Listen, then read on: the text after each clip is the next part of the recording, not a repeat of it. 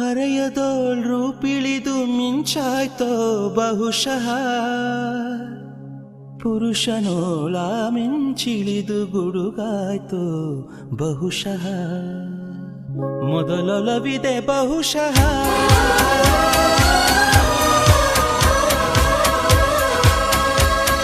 ಶೀಲದೋಳ್ ನಿಜವಿಳಿದು ಒಲವಾಯ್ತೋ ಬಹುಶಃ